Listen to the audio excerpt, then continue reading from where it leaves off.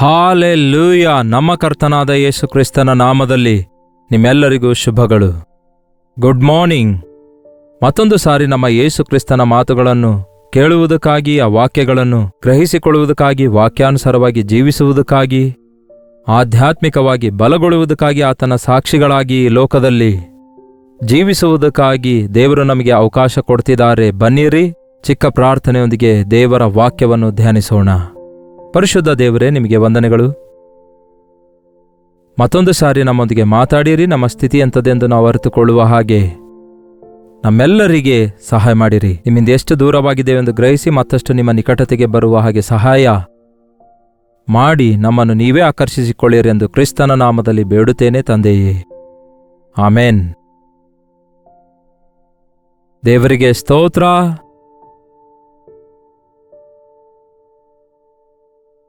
ಪ್ರೀತಿ ನಮ್ಮನ್ನು ಸಮೀಪಸ್ಥರನ್ನಾಗಿ ಮಾಡುತ್ತೆ, ದ್ವೇಷ ನಮ್ಮನ್ನು ದೂರ ಮಾಡಿಬಿಡುತ್ತೆ.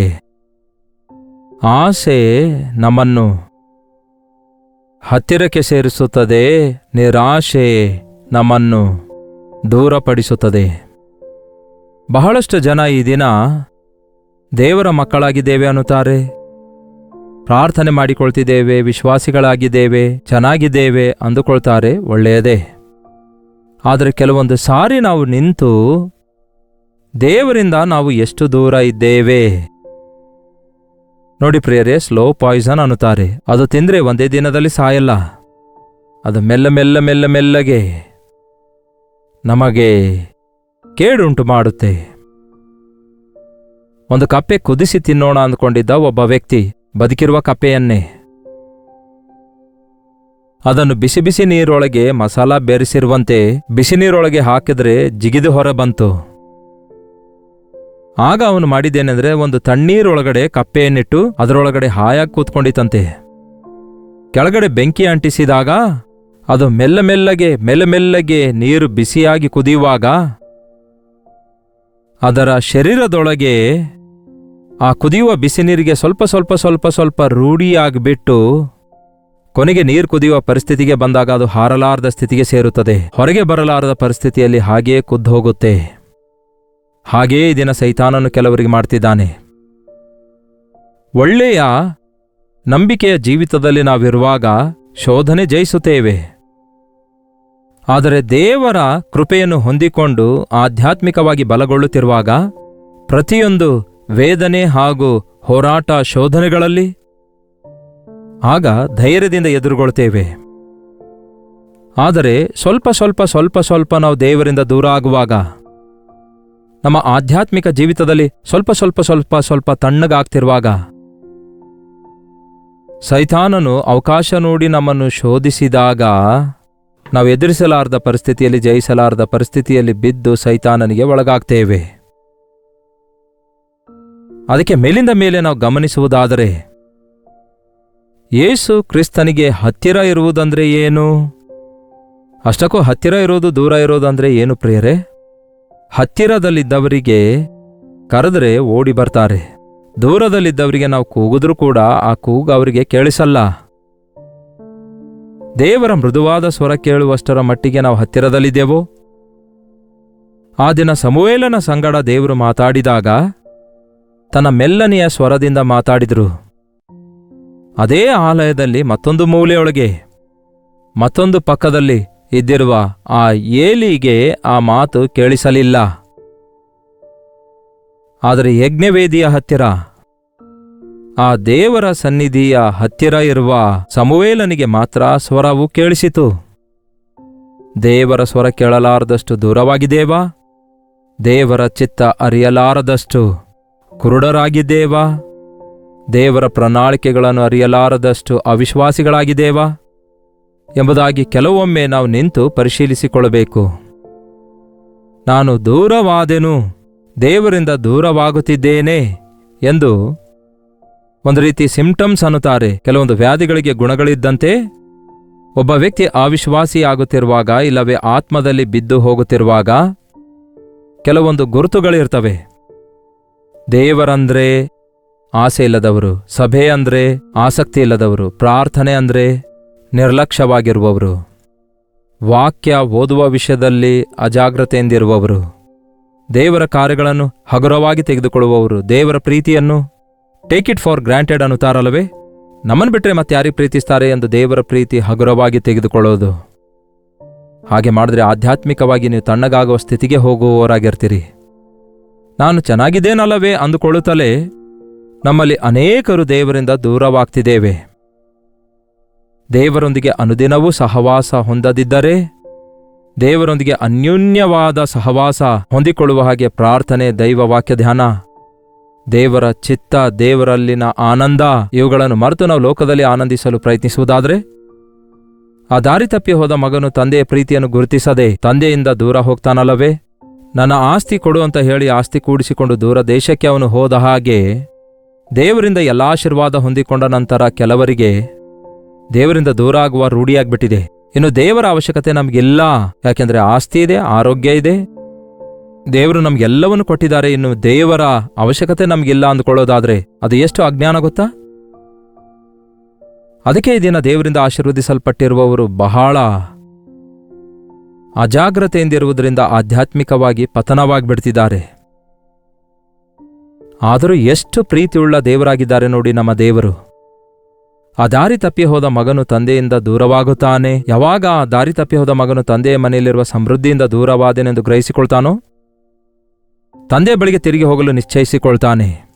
ಅವನಿಗೆ ಬುದ್ಧಿ ಬಂದಾಗ ತನ್ನ ತಂದೆಯ ಮನೆಗೆ ಹೋಗುತ್ತಾನೆ. ಬುದ್ಧಿ ಬಂದಿದೆಯಾ? ನನಗಿರುವ ಈ ಕಷ್ಟಗಳಿಗೆ ಕಾರಣವೇನು? ನನಗಿರುವ ಶ್ರಮೆಗಳಿಗೆ ಕಾರಣವೇನು? ನನಗೆ ಈ ಶೋಧನೆ ಬರಲು ಕಾರಣವೇನು? ನನ್ನ ಪರಿಸ್ಥಿತಿ ಯಾಕೆ ನನ್ನನ್ನು ಹೀಗೆ ಬೀಳಿಸಿತು ಎಂದು ಅಂದುಕೊಳ್ಳೋದರ ಬದಲಿಗೆ ನಿಜವಾದ ಕಾರಣ ನಾನು ದೇವರಿಂದ ದೂರವಾಗಿದ್ದಕ್ಕಾಗಿತಾನೆ ಎಂದು ಗಮನಿಸಿ ನೋಡಿ. ಯಾವಾಗ ನೀವು ದೇವರಿಂದ ದೂರವಾಗುತ್ತೀರೋ ಲೋಕಕ್ಕೆ ಸಮೀಪವಾಗ್ತೀರಿ, ಸೈತಾನನಿಗೂ ಹತ್ತಿರವಾಗುತ್ತೀರಿ. ದೇವರ ಸಮೀಪಕ್ಕೆ ಬರುವಾಗ ಲೋಕ ನಿಮಗೆ ದೂರವಾಗ್ತದೆ. ಆದರೆ ದೇವರಿಂದ ನೀವು ದೂರವಾಗುವಾಗ ಲೋಕವನ್ನು ಆಶ್ರಯಿಸುವವರಾಗಿರ್ತೀರಿ. ಅದಕ್ಕೆ ಎರಡು ವಿಧವಾದ ಪತನಗಳಿವೆ. ದೇವರಿಂದ ದೂರವಾಗುವುದರಿಂದ ದೇವರ ಕಾವಲು ಭದ್ರತೆ ಕಳ್ಕೊಳ್ತಿದ್ದೇವೆ. ದೇವರಿಂದ ದೂರವಾಗುವುದರಿಂದ ಸೈತಾನನ ಕೈಗೆ ಸಿಕ್ಕಾಕೊಂಡು ನರಳಾಡುತ್ತಾ ಲೋಕದೊಳಗೆ ಬಿದ್ದು ಆ ಲೋಕಾಸೆಗಳಲ್ಲಿ ಕೊಚ್ಕೊಂಡು ಹೋಗುವ ಸ್ಥಿತಿಗೆ ಬಿದ್ದು ಹೋಗ್ತಿದ್ದೇವೆ. ಯಾವ ಸ್ಥಿತಿಯಲ್ಲಿದ್ದೀರಿ ಎಂದು ಈ ಉದಯಕಾಲ ಸಮಯದಲ್ಲಿ ಒಂದು ಸಾರಿ ನಿಮ್ಮನ್ನು ನೀವು ಪರಿಶೀಲಿಸಿಕೊಳ್ಳಿರಿ. ದೇವರ ಹತ್ತಿರದಲ್ಲಿದ್ದೀರೋ? ದೇವರಿಗೆ ದಿನೇ ದಿನೇ ಹತ್ತಿರವಾಗ್ತಾ ಇದ್ದೀರೋ? ದಿನೇ ದಿನೇ ದೇವರ ಹತ್ತಿರ ಬರುವೆ ಎಂದು ಒಂದು ಒಳ್ಳೆ ಕನ್ನಡ ಸಾಂಗ್ ಇದೆ. ನಿಯರರ್ ಟು ಗಾಡ್ ಎಂಬ ಒಂದು ಇಂಗ್ಲಿಷ್ ಹಿಮ್ ಇದೆ. ನನಗೆ ಬಹಳ ಇಷ್ಟವಾದ ಹಾಡದು. ಹಾಡುಗಳಷ್ಟೇ ಅಲ್ಲ ನಮ್ಮ ಮಾತುಗಳು, ನಮ್ಮ ಮಾತುಗಳಷ್ಟೇ ಅಲ್ಲ ಪ್ರಾರ್ಥನೆಗಳು, ಪ್ರಾರ್ಥನೆ ಅಷ್ಟೇ ಅಲ್ಲ ನಮ್ಮ ಕ್ರಿಯೆಯಲ್ಲಿ ನೆರವೇರುವಂಥದ್ದಾಗಿರಬೇಕು. ಒಂದು ವೇಳೆ ನೀವು ದೇವರಿಂದ ದೂರವಾಗಿದ್ದೀರಿ ಎಂದು ತಿಳ್ಕೊಳ್ಳುವುದಾದರೆ, ಇಸ್ರಾಯೇಲೇ, ನೀನು ತಿರುಗಿ ಬರಲು ಉದ್ದೇಶಿಸುವಾಗ ನನ್ನ ಬಳಿಗೇ ತಿರುಗಿ ಬರಬೇಕೆಂದು ಕರ್ತನು ಕರೆದಂತೆ ನಮಗೆ ಮತ್ತೊಂದು ಬೇರೆ ದಾರಿ ಇಲ್ಲ. ಮತ್ತೊಬ್ಬರನ್ನು ಆಶ್ರಯಿಸುವುದಕ್ಕಾಗಿ ನಮಗೆ ಬೇರೆ ಯಾರೂ ಇಲ್ಲ. ನಾನೇ ಮಾರ್ಗ ಎಂದು ಹೇಳಿದ ದೇವರ ಬಳಿಗೆ ಬರಬೇಕು. ಕೆಲವೊಂದು ಸ್ಥಳಗಳಲ್ಲಿ ರೋಡ್ ಮೇಲೆ ನಾವು ಹೋಗ್ತಿರುವಾಗ ಅಲ್ಲಿ ಡೆಡ್ ಎಂಡ್ ಇರುತ್ತೆ. ಅಂದರೆ ಅದಕ್ಕಿಂತ ಮುಂದೆ ಹೋಗ್ಲಿಕ್ಕಾಗಲ್ಲ, ಅಲ್ಲಿ ಗೋಡೆ ಕಟ್ಟಿರುತ್ತೆ. ಆ ರೀತಿ ನೋಡಿದೀರಾ? ಅಲ್ಲಿಂದ ತಿರುಗಿ ಬರಬೇಕಾದ್ರೆ ಮತ್ತೆ ಹಿಂದಕ್ಕೆ ಬರಲೇಬೇಕು ನಾವು. ಆ ದಾರಿ ತಪ್ಪಿ ಹೋದ ಮಗನು ಅದನ್ನೇ ಮಾಡ್ದ. ತಂದೆಯನ್ನು ಬಿಟ್ಟು ಓಡಿ ಹೋಗ್ತಾನೆ, ಈಗ ತಿರುಗಿ ತಂದೆಯ ಬಳಿಗೆ ಓಡಿ ಬರುತ್ತಾನೆ. ಈ ದಿನ ದೇವರು ಕೂಡ ಅದನ್ನೇ ಹೇಳ್ತಿದ್ದಾರೆ. ನೀವು ದೇವರಿಂದ ದೂರವಾಗಿದ್ದೀರೇನೋ? ಎಷ್ಟು ದೂರವಾಗಿದ್ದೀರೆಂದು, ಎಲ್ಲಿ ಸಿಕ್ಕಾಕೊಂಡಿದ್ದೀರೆಂದು ಗುರುತಿಸಿಕೊಂಡು ಕರ್ತನ ಬಳಿಗೆ ಸೇರಬೇಕೆಂಬ ಆಸೆ ನಿಮ್ಮಲ್ಲಿರೋದಾದರೆ ಆತನ ಕರೆ, ಆತನ ಆಹ್ವಾನ ಯಾವಾಗಲೂ ಸಿದ್ಧವಾಗಿದೆ. ನನ್ನ ಬಳಿಗೆ ಬರುವವರನ್ನು ನಾನು ಎಂದಿಗೂ ತಳ್ಳಿ ಬಿಡುವುದಿಲ್ಲ ಅಂದಿದ್ದಾರೆ. ನೀವು ಎಷ್ಟೇ ದೇವರನ್ನು ದುಃಖಪಡಿಸಿದ್ರು, ಎಷ್ಟೇ ಹೀನವಾದ ಸ್ಥಿತಿಗೆ ಬಿದ್ದೋದ್ರು, ಇನ್ನೂ ನಿಮ್ಮನ್ನು ಸೃಷ್ಟಿಸಿರುವ ಸೃಷ್ಟಿಕರ್ತನು, ನಿಮಗಾಗಿ ಪ್ರಾಣ ಕೊಟ್ಟಿರುವ ವಿಮೋಚಕನು ನಿಮ್ಮನ್ನು ಇನ್ನೂ ಪ್ರೀತಿಸುತ್ತಲೇ ಇದ್ದಾರೆ. ಇದನ್ನು ನಂಬಿರಿ. ಯಾಕೋಬನು ಬರೆದ ಪತ್ರಿಕೆ 4ನೇ ಅಧ್ಯಾಯ 8ನೇ ವಚನ ಹೇಳುತ್ತೆ, ದೇವರ ಸಮೀಪಕ್ಕೆ ಬನ್ನಿರಿ, ಆಗ ಆತನು ನಿಮ್ಮ ಸಮೀಪಕ್ಕೆ ಬರುವನು. ದೇವರ ಸಮೀಪಕ್ಕೆ ಬನ್ನಿರಿ. ನೀವು ಒಂದು ಸ್ಟೆಪ್ ಮುಂದೆ ಹಾಕುವುದಾದರೆ ದೇವರ ಸಮೀಪಕ್ಕೆ 10 ಸ್ಟೆಪ್ ನಿಮ್ಮ ಸಮೀಪಕ್ಕೆ ಆತನು ಬರ್ತಾನೆ. ಆ ದಾರಿ ತಪ್ಪಿ ಹೋದ ಮಗನು ತಂದೆಯಿಂದ ದೂರ ಹೋದಾಗ ನಿಶ್ಚಯಿಸಿಕೊಳ್ಳುತ್ತಾನೆ ತನ್ನ ತಂದೆಯ ಬಳಿಗೆ ತಿರುಗಿ ಹೋಗಬೇಕೆಂದು. ಆ ಮಗನು ಇನ್ನು ದೂರದಲ್ಲಿರುವಾಗಲೇ ಅವನ ಬಳಿಗೆ ತಂದೆಯೇ ಓಡೋಡಿ ಹೋಗಿ ಅವನ ಕೊರಳಿಗೆ ಬಿದ್ದು ಮುದ್ದಿಟ್ಟುಕೊಂಡನೆಂದು ಬೈಬಲ್ನಲ್ಲಿ ನೋಡ್ತೇವೆ. ನಿಮ್ಮ ಬಳಿಗೆ ಯೇಸು ಬರ್ತಿರೋದು ನಿಮ್ಮನ್ನು ದಂಡಿಸುವುದಕ್ಕಾಗಿ ಅಲ್ಲ, ಶಿಕ್ಷಿಸುವುದಕ್ಕಾಗಿ ಅಲ್ಲ, ನಿಮ್ಮನ್ನು ತಳ್ಳುವುದಕ್ಕಾಗಿ ಅಲ್ಲ, ನಿಮ್ಮನ್ನು ದೂಷಿಸುವುದಕ್ಕಾಗಿ ಅಲ್ಲ, ನಿಮ್ಮನ್ನು ನಿಂದಿಸುವುದಕ್ಕಾಗಿ ಅಲ್ಲ. ನಿಮ್ಮನ್ನು ಪ್ರೀತಿಸಿದ ದೇವರು ನಿಮ್ಮನ್ನು ಸ್ವೀಕರಿಸುವುದಕ್ಕಾಗಿ, ನಿಮ್ಮನ್ನು ಅಪ್ಪಿಕೊಳ್ಳುವುದಕ್ಕಾಗಿ, ನಿಮ್ಮನ್ನು ಮುದ್ದಾಡುವುದಕ್ಕಾಗಿ, ನೀವು ಕಳೆದುಕೊಂಡಿರುವುದೆಲ್ಲವನ್ನು ನಿಮಗೆ ಕೊಡಲು ಯಾವಾಗಲೂ ಸಿದ್ಧವಾಗಿದ್ದಾರೆ. ದೇವರನ್ನು ಬಿಟ್ಟು ಹೋದವರಿಗೆ ಇನ್ನೇನಿರುತ್ತೆ ಹೇಳಿ? ದೇವರ ಬಳಿಗೆ ತಿರುಗಿ ಬರುವುದೇ ನಮಗಿರುವ ಪರಿಷ್ಕಾರ. ನಿಮ್ಮ ಆಧ್ಯಾತ್ಮಿಕ ಜೀವಿತದಲ್ಲಿ ನೀವು ಹೇಗಿದ್ದೀರೆಂದು, ಎಷ್ಟು ದೂರದಲ್ಲಿದ್ದೀರೆಂದು ಈ ದಿನ ಪರಿಶೀಲಿಸಿಕೊಳ್ಳಿರಿ. ಎಷ್ಟು ದಿನ ಆಯಿತು ಪ್ರಾರ್ಥನೆ ಮಾಡಿ? ಎಷ್ಟು ದಿನಗಳಾದವು ಬೈಬಲ್ ಓದಿ? ಎಷ್ಟು ದಿನಗಳಾದವು ಚರ್ಚ್ಗೆ ಹೋಗಿ? ಎಷ್ಟು ದಿನಗಳಾದವು ದೇವರ ವಿಷಯದಲ್ಲಿ ಧ್ಯಾಸ ಮಾಡಿ? ಲೋಕದೊಳಗೆ ಮಗ್ನರಾದ್ರಿ, ವ್ಯಾಪಾರದಲ್ಲಿ ಮಗ್ನರಾದ್ರಿ, ದುಡ್ಡು ಸಂಪಾದನೆಯಲ್ಲಿ ಮಗ್ನರಾದ್ರಿ, ಮನೆ ಕಟ್ಕೊಳ್ತಾ ಇದ್ದೀರಿ, ಮದುವೆ ಮಾಡಿಸ್ತಾ ಇದ್ದೀರಿ, ಉದ್ಯೋಗಗಳು, ಪ್ರಯಾಣಗಳು, ಅದು ಇದು ಅನ್ನುತ್ತೀರಿ, ಎಲ್ಲದಕ್ಕೂ ಸಮಯ ಕೊಡ್ತೀರಿ. ಆದರೆ ಯೇಸುವಿಗೆ ಕೊಡುವ ಸಮಯವನ್ನು ನೀವು ಕದಿಯುತ್ತಾ ಇರುವುದರಿಂದಲೇ ದೇವರ ಸನ್ನಿಧಿ ನಿಮ್ಮಿಂದ ದೂರವಾಗ್ತಿದೆ. ಅದಕ್ಕೆ ಬೈಬಲ್ ಹೇಳ್ತದೆ, ದೇವರ ಸಮೀಪಕ್ಕೆ ತಿರುಗಿ ಬನ್ನಿರಿ, ಆಗ ಆತನು ನಿಮ್ಮ ಸಮೀಪಕ್ಕೆ ಬರುವನು. ಪಾಪಿಗಳೇ, ನಿಮ್ಮ ಕೈಗಳನ್ನು ಶುಚಿ ಮಾಡಿಕೊಳ್ಳಿರಿ. ಎರಡು ಮನಸ್ಸುಳ್ಳವರೇ, ನಿಮ್ಮ ಹೃದಯಗಳನ್ನು ನಿರ್ಮಲ ಮಾಡಿಕೊಳ್ಳಿರಿ. ದೇವರ ಬಳಿಗೆ ಬರುವಾಗ ನಿಮ್ಮ ಕೈಗಳನ್ನು ಶುಚಿ ಮಾಡಿಕೊಳ್ಳಿರಿ. ನಾವು ಶೇಕ್ ಹ್ಯಾಂಡ್ ಮಾಡಬೇಕಾದಾಗ ಈ ರೀತಿ ಒರೆಸ್ಕೊಳ್ತಾರೆ ಕೆಲವರು. ಕೆಲವು ವರ್ಷಗಳ ಹಿಂದೆ ಈ ಕೊರೋನಾ ಬಂದಾಗ ಬಹಳಷ್ಟು ಜನ, ನಿಮಗೆ ಗೊತ್ತಲ್ಲವೇ, ಅವರು ಕೆಮಿಕಲ್ ಬಳಸುತ್ತಾ ಇದ್ರು, ಅಂದರೆ ಹ್ಯಾಂಡ್ ಸ್ಯಾನಿಟೈಸರ್ ಬಳಸುತ್ತಾ ಇದ್ರು ಕ್ಲೀನ್ ಮಾಡಿಕೊಳ್ಳುವುದಕ್ಕಾಗಿ. ನಿಮ್ಮ ಕೈಗಳು ನಿಮ್ಮ ಕ್ರಿಯೆಗಳನ್ನು ತೋರಿಸ್ತವೆ. ನಿಮ್ಮ ಕೈಗಳಿಂದ ಮಾಡಿರುವ ಕೆಲಸ ತೋರಿಸ್ತವೆ. ಕರ್ತನ ಬಳಿಗೆ ಬರುವಾಗ ನಿಮ್ಮ ಕೈಗಳು ಶುಭ್ರಪಡಿಸಿಕೊಳ್ಳಬೇಕು. ಈ ದಿನಗಳು ಪ್ಲೇಟ್ಗಳು, ಬೌಲ್ಗಳು ಇವೆಲ್ಲ ಬಂದಿವೆ ಅಲ್ಲವೇ? ಅದಕ್ಕಿಂತ ಮುಂಚೆ ಊಟ ಮಾಡಬೇಕಾದಾಗ ಶುಭ್ರವಾಗಿ ಕೈ ತೊಳ್ಕೊಂಡು ಊಟ ಮಾಡ್ತಿದ್ರು. ಯಾವನಾದ್ರೂ ಭಿಕ್ಷೆ ಬೇಡಬೇಕಾದಾಗ ಅವನು ಎರಡು ಕೈಗಳನ್ನು ಚಾಚಿ ಬೇಡಿಕೊಂಡಾಗಲೇ ಅನ್ನದಾನ ಮಾಡ್ತಾರೆ.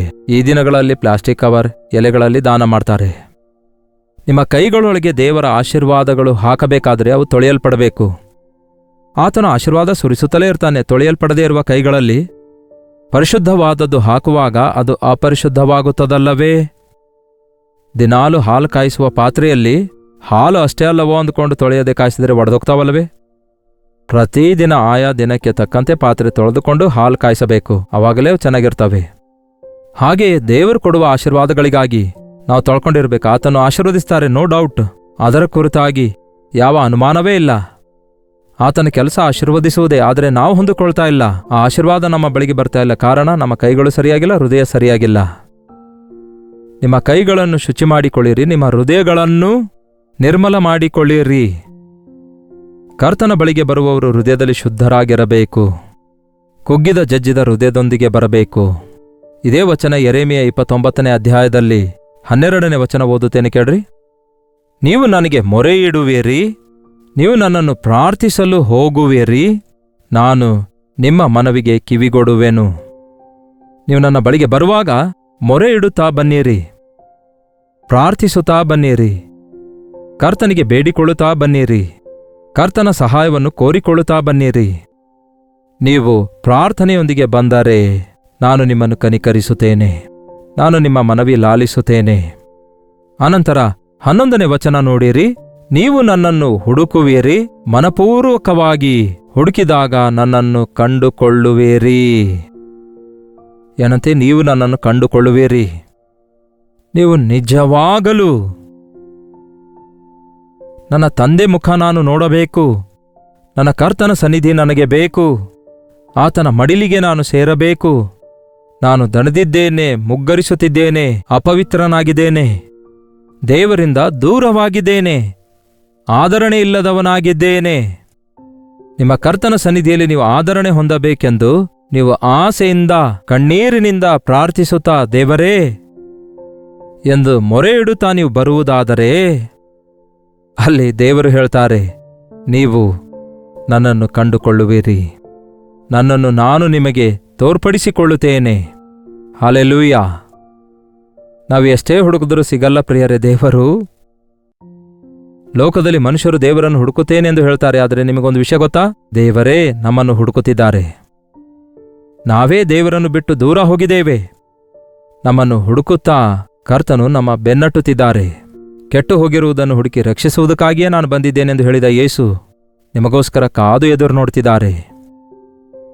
ಕರ್ತನ ಕಡೆಗೆ ನಿಮ್ಮ ಕೈ ಚಾಚುವುದಾದರೆ, ಕರ್ತನೇ ಎಂದು ನೀವು ಕೂಗಿಕೊಳ್ಳುವುದಾದರೆ, ತನ್ನ ಮಡಿಲಿಗೆ ನಿಮ್ಮನ್ನು ಸೇರಿಸಿಕೊಂಡು ನಿಮ್ಮ ಕಣ್ಣೀರನ್ನು ಒರೆಸಿ ನಿಮ್ಮ ಬಾಧೆಗಳನ್ನೆಲ್ಲ ಸರಿಪಡಿಸಿ ನೀವು ಕಳೆದುಕೊಂಡದ್ದನ್ನೆಲ್ಲ ತಿರುಗಿ ಕೊಡುವುದಕ್ಕೆ ಪರಮ ತಂದೆ ಕರ್ತನಾದ ಯೇಸು ಸಿದ್ಧರಾಗಿದ್ದಾರೆ. ನೀವು ಎಲ್ಲಿ ಬಿದ್ದಿದ್ದೀರೋ ಅಲ್ಲೇ ಕೂತುಕೊಂಡು ಅಳುತ್ತಾ ಇರುವುದಾದರೆ ನಿಮಗೆ ಬಿಡುಗಡೆ ಉಂಟಾಗಲ್ಲ. ಆ ದಾರಿ ತಪ್ಪಿ ಹೋದ ಮಗನು ಹಂದಿಗಳು ತಿನ್ನುವ ಹೊಟ್ಟಿನ ಬಳಿಯಲ್ಲಿಯೇ ಅಳ್ತಾ ಕೂತ್ಕೊಂಡಿದೆಯಾದರೆ ಅವನ ಬದುಕು ಹಾಗೆಯೇ ಇರ್ತಾ ಇತ್ತು. ಆದರೆ ಅವನು ತನ್ನ ತಪ್ಪು ತಿಳ್ಕೊಂಡಾಗ ತಿರುಗುತ್ತಾನೆ, ಮನೆ ಕಡೆಗೆ ಬರುತ್ತಾನೆ, ತಂದೆಯ ಬಳಿಗೆ ಬರಬೇಕೆಂಬ ಆಸೆ ಹೊಂದಿಕೊಳ್ತಾನೆ. ದೇವರಿಂದ ದೂರವಾಗಿ, ವ್ಯಾಧಿಗಳ ಪಾಲಾಗಿ, ನಷ್ಟಗಳ ಪಾಲಾಗಿ, ಸಮಾಧಾನ ಇಲ್ಲದ ಸ್ಥಿತಿಯಲ್ಲಿ ಅನೇಕ ವಿಧವಾದ ಚಿಕ್ಕಿಗೆ ಸಿಕ್ಕಾಕೊಂಡಿದ್ದೀರೇನೋ?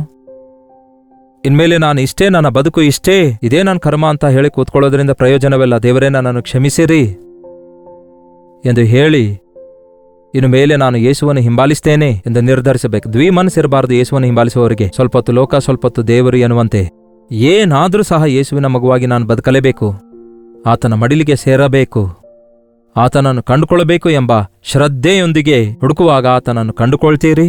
ಆತನು ನಿಮಗೆ ಕಾಣಿಸುತ್ತಾರೆ, ಕಾರಣ ತನ್ನನ್ನೇ ಆತನು ತೋರ್ಪಡಿಸಿಕೊಳ್ಳುತ್ತಾರೆ. ನನಗೊತ್ತಿಲ್ಲ ಈ ಉದಯ ಕಾಲ ಸಮಯದಲ್ಲಿ ದೇವರಿಂದ ನೀವು ಎಷ್ಟು ದೂರ ಇದ್ದೀರೆಂದು, ಪ್ರಾರ್ಥನೆ ಮಾಡಿಕೊಂಡು ಎಷ್ಟು ದಿನವಾಯಿತು, ಬೈಬಲ್ ಓದಿಕೊಂಡು ಎಷ್ಟು ದಿನವಾಯ್ತೆಂದು, ದೇವರೊಂದಿಗೆ ಸಹವಾಸ ಮಾಡಿ ಎಷ್ಟು ದಿನಗಳಾದುವೆಂದು, ದೇವರ ವಿಷಯವನ್ನು ಮರ್ತೇ ಹೋಗಿದ್ದೀರೇನೋ ಗೊತ್ತಿಲ್ಲ. ಲೋಕದೊಳಗೆ ಬೆರೆತುಕೊಂಡಿದ್ದೀರೇನೋ. ನಿಮ್ಮ ಜೀವಿತದಲ್ಲಿ ಕಷ್ಟ, ನಷ್ಟಗಳು, ವೇದನೆಗಳು, ಒಂದು ವಿಧವಾದ ಡ್ರೈನೆಸ್, ಒಣಗಿ ಹೋದ ಪರಿಸ್ಥಿತಿ ಅನುಭವಿಸ್ತಾ ಇದ್ದೀರೇನೋ. ಈ ದಿನ ದೇವರ ಬಳಿಗೆ ಬನ್ನಿರಿ. ಯಾವ ಗುಡಿಗಾಗಲಿ ಗೋಪುರಕ್ಕಾಗಲಿ ಹೋಗುವ ಅಗತ್ಯವಿಲ್ಲ. ಕರ್ತನಾದರೂ ನೀವೆಲ್ಲಿ ಮೊಳಕಾಲು ಇರ್ತೀರೋ ಅಲ್ಲಿಗೇ ಬಂದು ನಿಮ್ಮನ್ನು ದರ್ಶಿಸಲು ಸಿದ್ಧವಾಗಿದ್ದಾರೆ.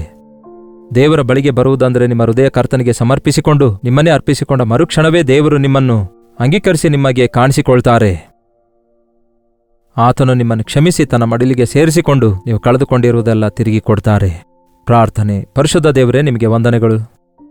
ನಮ್ಮ ಜೀವಿತದಲ್ಲಿ ಅನೇಕ ಸಾರಿ ದೇವರೇ ನಾವು ದಾರಿ ತಪ್ಪಿ ಹೋಗ್ತಿದ್ದೇವೆ, ನಿಮ್ಮಿಂದ ದೂರವಾಗುತ್ತಿದ್ದೇವೆ, ನಿಮ್ಮ ಕರೆ ಕೇಳಲಾರದಷ್ಟು ದೂರವಾಗ್ತಿದ್ದೇವೆ, ನಿಮ್ಮ ಕೃಪೆ ಸೇರಲಾರದಷ್ಟು ದೂರ ನಾವು ಚಿಕ್ಕಿಗೆ ಒಳಗಾಗಿ, ಪಾಪಕ್ಕೆ ಒಳಗಾಗಿ, ಸೈತಾನನಿಗೆ ಸಮೀಪಿಸ್ತರಾಗಿ ನಿಮ್ಮ ಪ್ರೀತಿ ಕರೆ ಕೇಳಲಾರದ ಸ್ಥಿತಿಯಲ್ಲಿದ್ದೇವೆ. ಒಂದು ರೀತಿ ಬಂಧಿಸಲ್ಪಟ್ಟಿದ್ದೇವೆ. ಈ ದಿನ ಯಾರ್ಯಾರು ಅಂತಹ ಸ್ಥಿತಿಯಲ್ಲಿದ್ದಾರೋ, ಒಮ್ಮೆ ವಿಶ್ವಾಸಿಗಳಾಗಿದ್ದು ಈಗ ಅವಿಶ್ವಾಸಿಗಳಾಗಿ, ದೇವರ ವಿರುದ್ಧ ಪೂರ್ತಿ ವ್ಯತಿರೇಕ ಸ್ವಭಾವವುಳ್ಳವರಾಗಿ, ನಿರ್ಲಕ್ಷ್ಯದೊಂದಿಗೆ ದೇವರು ನನಗೇನ್ ಮಾಡಿದ್ದಾರೆ ಎನ್ನುವಂತಹ ವಿರಕ್ತಿಯ ಜೀವಿತದಲ್ಲಿದ್ದಾರೋ ಅಂಥವರನ್ನು ನಜರೇತಿನ ಯೇಸು ಕ್ರಿಸ್ತನ ನಾಮದಲ್ಲಿ ಬಿಡುಗಡೆ ಮಾಡುತ್ತೇವೆ. ನಾನು ಆಕರ್ಷಿಸಿದ ಹೊರತು ಯಾರೂ ನನ್ನ ಬಳಿಗೆ ಬರಲ್ಲ ಅಂದಿದ್ದೀರಿ. ಅಂಥವರನ್ನು ದೇವರೇ ನೀವೇ ಈ ಸಮಯದಲ್ಲಿ ಆಕರ್ಷಿಸಿಕೊಳ್ಳಿರಿ. ಪರಿಶುದ್ಧಾತ್ಮನು ನಮ್ಮ ಮೇಲೆ ಬಂದಾಗ ನಮ್ಮ ಪಾಪದ ಕುರಿತಾಗಿ, ತೀರ್ಪಿನ ಕುರಿತಾಗಿ, ನೀತಿಯ ಕುರಿತಾಗಿ ನಮಗೆ ಮನವರಿಕೆ ಉಂಟು ಮಾಡುತ್ತಾನೆ. ನಮ್ಮ ತಪ್ಪುಗಳನ್ನು ನಾವು ಗ್ರಹಿಸಿಕೊಂಡು ನಿಮ್ಮ ಪಾದ ಸನ್ನಿಧಿಗೆ ಸೇರಿಕೊಂಡು ನಿಮ್ಮ ಮಡಿಲಿಗೆ ಸೇರಿ ನಿಮ್ಮ ಸಾಕ್ಷಿಗಳಾಗಿ ಬದುಕಲು ನಮ್ಮಲ್ಲಿ ಪ್ರತಿಯೊಬ್ಬರಿಗೂ ಸಹಾಯ ಮಾಡಿರಿ ಎಂದು ಕ್ರಿಸ್ತನ ನಾಮದಲ್ಲಿ ಬೇಡುತ್ತೇನೆ ತಂದೆಯೇ, ಆಮೇನ್. ತಂದೆಯಾದ ದೇವರ ಪ್ರೀತಿಯು, ಮಗನಾಗಿರುವ ಕ್ರಿಸ್ತನ ಕೃಪೆಯೂ, ಆದರಣೆ ಕರ್ತನಾದ ಪವಿತ್ರಾತ್ಮನ ಸಹವಾಸವು ಕೂಡಿ ಬಂದಿರುವ ನಮ್ಮೆಲ್ಲರ ಸಂಗಡ ಇಂದಿಗೂ ಸದಾಕಾಲಕ್ಕೂ ನೆಲೆಯಾಗಿರಲಿ. ಆಮೇನ್. ದೇವರಿಗೆ ಸ್ತೋತ್ರ. ನಿಮ್ಮ ಪ್ರಾರ್ಥನಾ ಮನವಿಗಳನ್ನು 8939731313 ನಂಬರ್ಗೆ, ಇತರ ದೇಶದಿಂದಲೂ ವೀಕ್ಷಿಸುವುದಾದರೆ ಕೊಡಲ್ಪಟ್ಟ ಇದೇ ನಂಬರ್ಗೆ ಒಂದು ಟೆಕ್ಸ್ಟ್ ಆಗಲಿ ಇಲ್ಲವೇ ವಾಯ್ಸ್ ಮೆಸೇಜ್ ಆಗಲಿ ವಾಟ್ಸಪ್ ಮುಖಾಂತರ ಕಳಿಸಿಕೊಡಿರಿ. ನೀವು ಕಳಿಸುವ ವಾಟ್ಸಪ್ ಮೆಸೇಜ್ಗಳನ್ನೆಲ್ಲ ನಾವು ಓದುತ್ತಾ ಇದ್ದೇವೆ, ನಿಮಗಾಗಿ ಪ್ರಾರ್ಥಿಸ್ತಿದ್ದೇವೆ. ನೀವು ಕಳಿಸುವ ಪ್ರೈಸ್ ರಿಪೋರ್ಟ್ಸ್ಗಳಿಗಾಗಿಯೂ ಕರ್ತನನ್ನು ಸ್ತುತಿಸ್ತೇವೆ. Doctor Jaipal Kannada YouTube channel ಅನ್ನು ಲೈಕ್ ಮಾಡಿರಿ, ಸಬ್ಸ್ಕ್ರೈಬ್ ಮಾಡುವುದನ್ನು ಮರೆಯಬೇಡಿರಿ. ಮೇಲಿಂದ ಮೇಲೆ ನೀವು ಹೇಗಿದ್ದೀರಿ ಎಂಬುದಾಗಿ ನಿಮ್ಮ ಯೋಗಕ್ಷೇಮಗಳನ್ನು ತಿಳಿಯಪಡಿಸಿರಿ. ನಿಮಗೋಸ್ಕರ ಕರ್ತನನ್ನು ಸ್ತುತಿಸಲು ನೀವು ಅವಕಾಶ ಕಲ್ಪಿಸಿದವರಾಗಿರ್ತೀರಿ. ಕರ್ತನ ಚಿತ್ತವಿರುವುದಾದರೆ ಮತ್ತೆ ನಾಳೆ ಇದೇ ಅನುದಿನದ ಧ್ಯಾನ ಎಂಬ ಕಾರ್ಯಕ್ರಮದಲ್ಲಿ ಮತ್ತೆ ಭೇಟಿಯಾಗೋಣ. ಅಲ್ಲಿವರೆಗೂ ದೇವರ ಮಹಾಕೃಪೆ ಸದಾಕಾಲ ನಿಮ್ಮೆಲ್ಲರೊಂದಿಗಿರಲಿ.